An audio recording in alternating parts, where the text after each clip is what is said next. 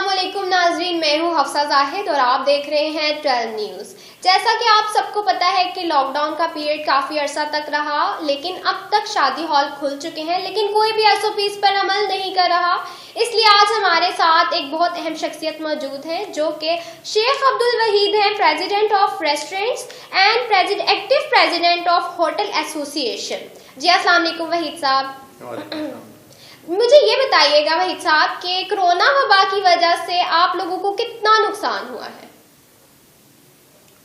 Corona وبا کی وجہ سے اگر سب سے زیادہ کسی نے نقصان کیا اپنا، یا سب سے زیادہ کسی نے اس پاکستان کے لیے قربانی دی، اس قوم کے لیے قربانی دی، تو وہ ریسٹورنٹس، صرف ریسٹورنٹس ہیں، اس کے بعد ہوٹلز ہیں، اس کے بعد شادی ہالز ہیں۔ اس لیے کہ ہماری تمام چیزیں جو ہیں وہ سب سے زیادہ شارٹ ایکسپائری ہوتی ہیں۔ بہت سی چیزیں ہم نے میرینیٹ کی ہوتی ہیں جو صبح سے شام کی صبح استعمال کرتے ہیں، ورنہ اس کے اندر اتنا زیادہ انگریڈینٹس اس کے اندر جاتے نہیں ہیں۔ اور اس طرح ہمارے یوگرٹ، دودھ، ہر چیزیں، یعنی کہ ایک چھوٹے سے چھوٹے ریسٹورنٹ والے کو بھی، ایک چھوٹے سے چھوٹے شادی ہال والے کو بھی لاکھوں روپے کا نقصان اٹھانا پڑا۔ لہٰذا ہم تو سب سے زیادہ افیکٹ رہے ہیں، اور ہم نے پھر بھی اس ملک کے لیے، اس قوم کے لیے، اس کو کورونا سے بچانے کے لیے ہم نے بہت قربانیاں دی ہیں، لیکن ان تمام قربانیوں کا شاید کسی نے بھی اس کا کوئی ریگارڈ یا ریوارڈ نہیں دیا۔ نہ کسی نے اس بات پہ کوئی ہمیں یہ بات کہی کہ آپ نے کوئی اس معاملات میں قربانی دی ہے، یعنی کہ کسی نے آپ کو اپریشیٹ نہیں کیا اس معاملے پہ؟ اپریشیٹ کرنا تو بہت دور کی بات ہے، بلکہ ہمارے پیچھے سب محکمہ جات بھی ہاتھ دھو کے پڑے ہوئے ہیں۔ 5 ماہ اتنا لمبا ٹینور رہا لاک ڈاؤن کا۔ اس دوران انڈسٹری تمام کھلی تھی، اس دوران کامرس تمام کھلی تھی۔ 4 ہفتوں کے بعد تمام اور ہر قسم کا ٹریڈرز کا کاروبار جو ہے تمام کھول دیا گیا۔ کیا ان میں کسی جگہ پہ بھی کرونا نہیں پھیلا کسی وجہ سے؟ کیا ریسٹورنٹس میں ہی کرونا ہوتا ہے؟ کیا ہوٹلز میں ہی کرونا ہوتا ہے؟ کیا شادی ہال میں ہی کرونا ہوتا ہے؟ لہذا ہمارے جو ہے، آپ امیجن کریں کہ ہمیں اتنا نقصان ہوا کہ پورے پاکستان میں 50,000 ہوٹلز، ریسٹورنٹس اور شادی ہال مکمل طور پر بند ہو گئے، بند ہو کر وہ کسی دوسرے کاروبار میں منتقل ہو گئے ہیں۔ 2.5 لاکھ کے قریب ہمارے امپلائیز جو ہے وہ اس سے منسلک تھے، وہ بے روزگار ہو گئے ہیں، اور وہ کسی دوسرے کاروبار میں بیچارے وہ اپنے بھٹک رہے ہیں۔ کوئی ٹھیلا لگا رہا ہے، کوئی کچھ نہیں کر رہا، ابھی تک جاب ڈھونڈ رہا ہے۔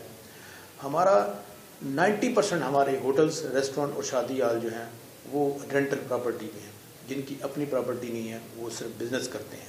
لیکن حکومت نے اب پھر سے نئے SOPs نکالے ہیں، تو 10 بجے تک ہال ٹائمنگ ہے، تو اس پر آپ کیا کہتے ہیں کہ 6 سے 10 بجے تک یہ سارا مینیج ہو سکتا ہے؟ ہم نے شاید حکومت کو پہلے بھی بہت مرتبہ ہر بات سمجھانے کی کوشش کی کہ فرض کریں 1 لاکھ آدمی نے اگر 24 گھنٹے میں مارکیٹ میں جانا ہے، تو اسی کا اگر ٹائم سپین جو ہے وہ آپ کم کر دیں گے، اگر آپ 10 گھنٹے اس میں سے کم کر دیں گے، تو 10 گھنٹے وہ لوگ جو ہے وہ ایک دم زیادہ رش ہوگا، کراؤڈ بنے گا یا کم بنے گا؟ جس چیز کو کراؤڈ نہیں بنانا چاہتی ہے حکومت، اور جب چاہتی ہے کہ ابھی اس پہ کرونا نہ پھیلے، وہ کام تو حکومت خود کر رہی ہے، اور ہمارے کاروبار کو بند کر کے باقی سارے کاروباروں کو کھول کے کر رہی ہے۔ نہیں، میرا پوائنٹ یہ تھا کہ جس طرح اب 10 بجے تک کی ٹائمنگ کر دیا ہالز کی، تو اکثر بارات لیٹ ہو جاتی ہے، کوئی اس طرح کا ایشو ہو جاتا ہے، تو پھر اس حوالے سے آپ کیا کہیں گے کہ ان کو ایکسٹرا ٹائمنگ دی جائے گی، یا پھر 10 بجے تک ہالز بند کر دیے جائیں گے، یا ہالز والوں کو کوئی جرمانہ ہوگا اس وجہ سے؟ ظاہر ہے جرمانہ بھی ہوگا، انہیں سیل بھی کر دیا جاتا ہے، پارشلی سیل بھی کر دیا جاتا ہے، جرمانہ بھی کیا جاتا ہے۔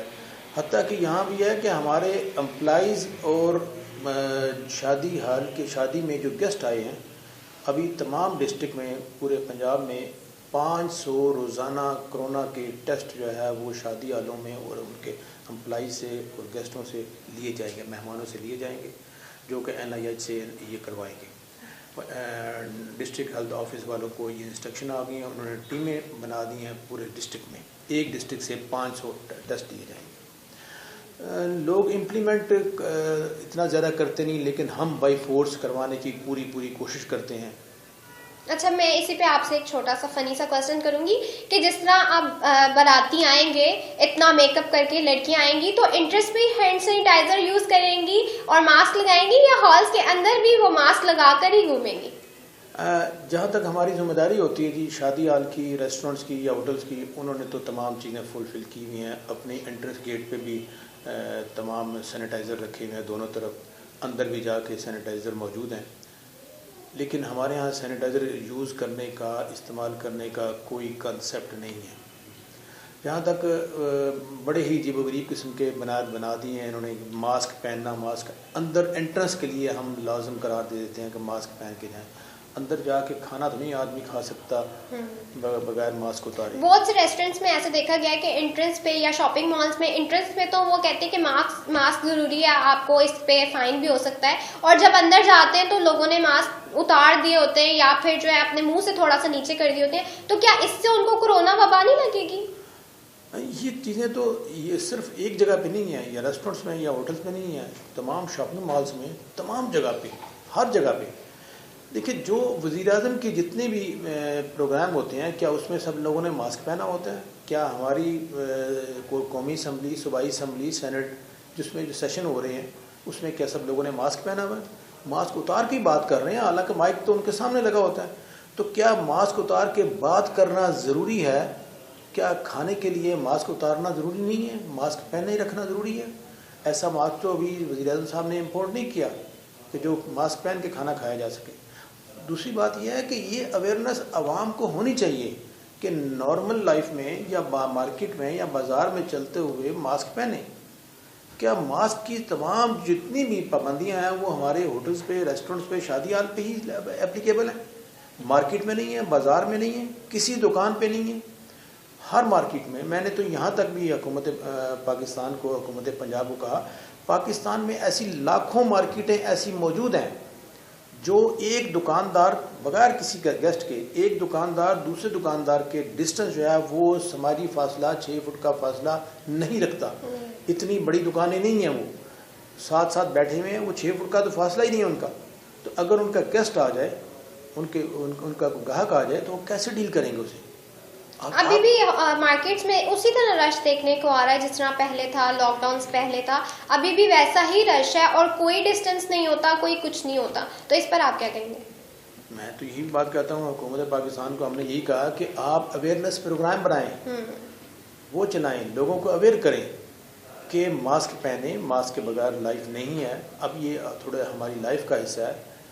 ویسے تو ہمارے ہاں تو ابھی تو جو نئی آئی ہے ریسرچ، اس کے مطابق تو یہ دسمبر سے اپریل تک تو ویسے ہی ایک سیزنل قسم کا فلو ہے. یہ کرونا ایسی وائرس نہیں ہے کہ جو جناب دوسروں کو، کسی کو مار دے گی یا کسی کو بیمار کر دے گی یا کہ دوسروں کو لگا دے گی. یہ ایک سیزنل وائرس ابھی قرار دے. یہ تو ایسا ہے جرم ہے کہ جو نظر بھی نہیں آتا. اچھا، میرا کوشچن ایک اور آپ سے یہ بھی ہے کہ جہاں باقی اداروں نے اپنے امپلائیز کو نکال دیا تھا کیونکہ وہ ان کو پے نہیں کر پا رہے تھے، تو آپ نے اپنے امپلائیز کے ساتھ کیا کیا؟ ہم اپنے امپلائیز کے حوالے سے بھی 4 مختلف محکمہ جات کو فیڈ کرتے ہیں، ریونیو دیتے ہیں. سب سے پہلے ہمارا ایک ہے لیبر ویلفیئر، وہ بھی پنجاب گورنمنٹ کا ایک ادارہ ہے، وہ بھی ہمارے ریگولیٹری اتھارٹی ہے ایک امپلائیز کے حوالے سے. ایک ہم دیتے ہیں پنجاب امپلائیز سوشل سیکورٹی کے حوالے سے، وہ حکومت کو ہم کنٹریبیوٹ کر رہے ہیں. ایک ہمارے امپلائیز کی پینشن کے حوالے سے سلسلہ ہے امپلائیز اولڈ ایج بینیفٹ، وہ بھی ہم کنٹریبیوٹ کر رہے ہیں حکومت کو. ایک ہمارے امپلائیز کے بچوں کی ایجوکیشن کے لیے ہے، ایجوکیشن سیس کے حوالے سے پنجاب حکومت کو وہ بھی ہم ریونیو دے رہے ہیں. لیکن بڑی عجیب و غریب بات ہے کہ یہاں پاکستان میں ایک بڑا سستا ایک انصاف بتانے کے لیے ایک امیر المومنین صاحب نے بہت ایک لوگوں کو ترغیب دی کہ شاید ہم 3-3 ہزار روپیہ یا 4-4 ہزار روپیہ اساس پروگرام کے تحت یا بے نظیر انکم سپورٹ کے تحت، حتیٰ کہ بیت المال کا، زکوٰۃ کا مال ہے وہ تقسیم کیا انہوں نے. ہم نے تو اس وقت بھی یہ کہا کہ ہمارے امپلائیز یہ ڈیزرو نہیں کرتے کہ انہیں زکوٰۃ کے کوئی پیسے دیے جائیں. ہم تو وہ کہتے ہیں کہ ہمارے امپلائیز یہ ڈیزرو کرتے ہیں جو ہم نے انہیں ان کے لیے ریونیو گورنمنٹ آف پاکستان کو، گورنمنٹ آف پنجاب کو دے رہے ہیں. ان میں سے ضروری نہیں ہے کہ وہ 60 سال کی عمر سے زیادہ ہو جائیں انہیں پینشن دی جائے. اب ضروری نہیں ہے کہ وہ مر جائیں تو ان کی بیوہ کو پینشن دی جائے. یہ کرونا اس سے پہلے بھی کبھی آیا تھا، یہ کرونا اس سے پہلے آیا ہوتا تو شاید اس وقت جو لا بنے تھے تو وہ شاید اسی طریقے سے بنتے کہ بھئی اگر لاک ڈاؤن ہو جاتا ہے تو ہمارے امپلائیز کو سیلری بھی دی جاتی.